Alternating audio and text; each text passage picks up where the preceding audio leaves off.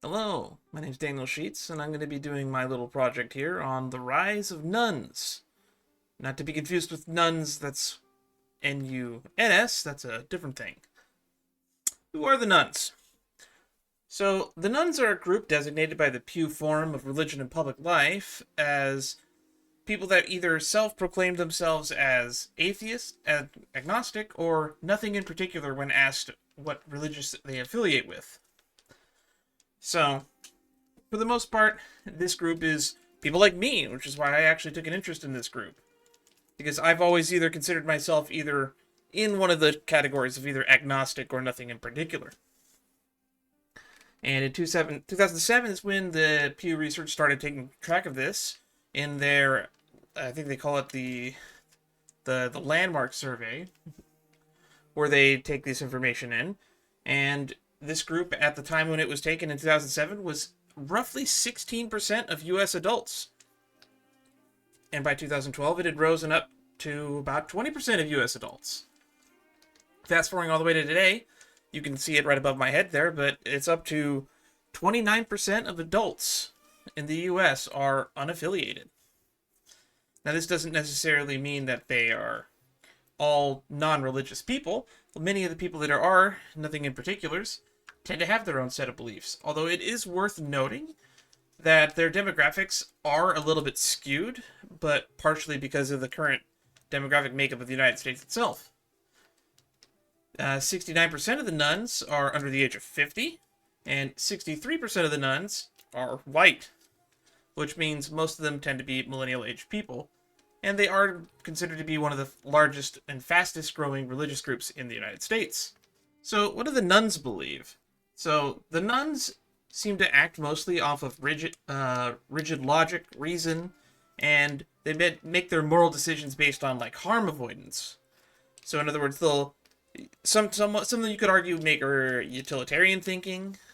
What does the most good for the most people, or what kind of policies cause the least amount of harm for the least amount of people, or so on, and similar like-minded ideas. And as I mentioned earlier, not all of them are anti-religion. Yes, there are the atheists, and atheism has its own demographics that are very anti-religion, but for the most part, the nothing in particulars tend to actually have belief systems. Some of them just happen to believe in organized religion and just don't believe what the organized religions are preaching. It is noted that nothing in particulars, according to Pew Research and NPR, do seem to be less satisfied with their communities and their social lives, which might lead to why they don't fall into line with any one particular religion or another. Nothing in particulars are also less likely to vote or volunteer, which has some outcomes that we'll probably get into later. 43% of the nuns believe in a god or a higher power, which means this group that is making up almost roughly 30% of Americans do believe in a god. Or at least, as we saw on the previous slide, the nothing in particulars are the ones that majority tend to believe in a god. But at the same time, people that are agnostic and some people who are agnostic don't disbelieve in a god, so they might be getting included in that tally. Some of the reasons for why there seems to be this upward tick in the nuns and why they seem to be a growing group tends to be that people seem to be drawn to a secular lifestyle.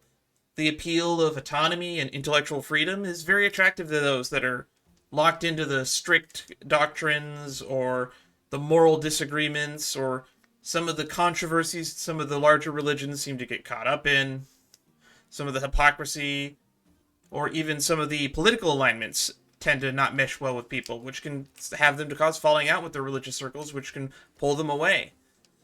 And some people, like Mike Dulock, who's pictured behind me, he actually was a stout Catholic that ended up a little bit upset and with a lot of the controversy surrounding the Catholic Church, and eventually found spiritualism in nature and playing the guitar.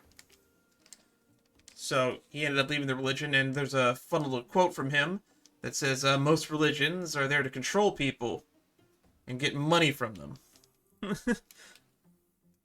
That being said, also another quote that I did want to grab here was from Lindsey Green at Fox News, that consulted some theologians on why they think that there's a large rise in the nuns. And they blame it on the high divorce rate leading to a breakdown of the American family. And this culture war ideal that the American family is failing, and that is why people are turning away from religion. But I tried looking into the Fox News' sources, and the sources for some theologians were not sourced. So we have this quote, and that is all we have from them. So I would not take it at face value.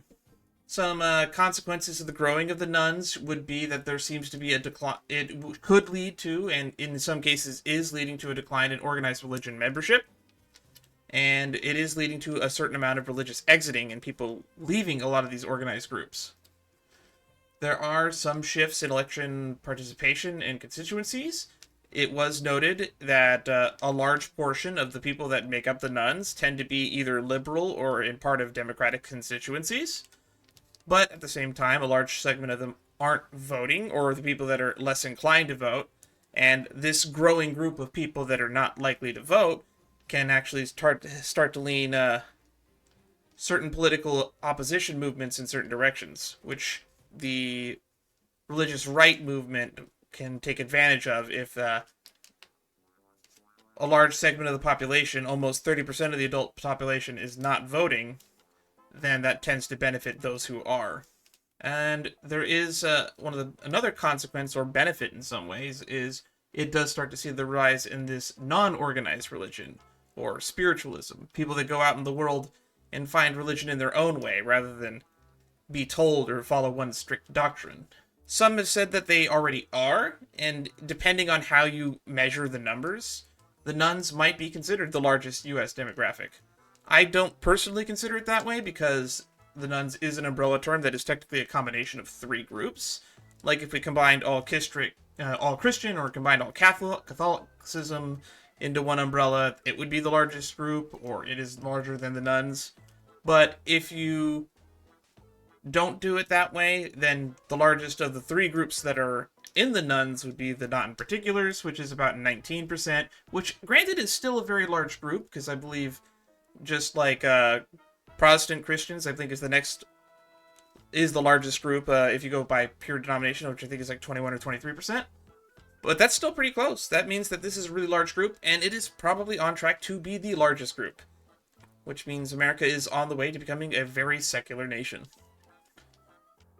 Anyway, thank you for staying this far. And these are the sources I used, which is the Religious News, Pew Research, NPR, as well as a NPR transcript from an interview. We have Canopy Forum, AP News, and a little bit from Fox. Thank you everybody for staying by here, and I look forward to reading what you have to say about this, as well as reviewing some of yours as well. Can't wait to see what else other people have to say about what their religious movement is. Thank you for enjoying this presentation for Religion 191.